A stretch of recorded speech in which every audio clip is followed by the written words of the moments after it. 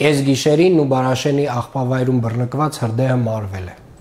Ծխացող վերջին հատվածների չեզոքացման ուղղությամբ աշխատանքները շարունակվում են մինչ հիմա։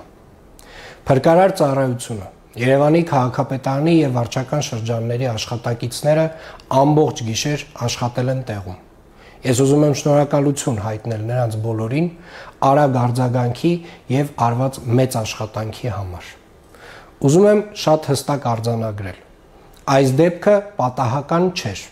այլ դիտավորություն։ Արդեն խոսել եմ ազգային անվտանգության ծառայության տնօրենի եւ ներքին գործերի նախարարի հետ։ Հրդեհի հետ որևէ կապ ունեցած անձ կենթարկվի պատասխանատվության օրենքի ամբողջ խստությամբ։ Եվ ես երաշխավորում եմ, այս դեպքը չի կարող մնալ անպատասխան։ Միաժամանակ խստացվել է աղբավայրի տարածք մուտքի եւ ելքի ռեժիմները։ Սիրելի երևանցիներ, մենք արդեն մշակել ենք կենցաղային թափոնների վերամշակման գործարանի մրցույթի փաթեթը եւ այս տարի հայտարարվելու է այդ մրցույթի առաջին փուլը։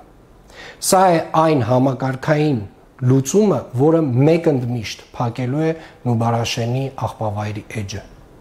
Քաղաքի համար սա եւ բնապահպանական, եւ անվտանգային հարց է։ Մենք վերջ ենք տալու այս պրակտիկային,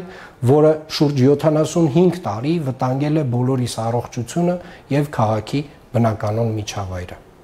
Երևանը ունենալու է մաքուր, անվտանգ եւ վերահսկվող թափոնների կառավարում։ Շնորհակալ եմ։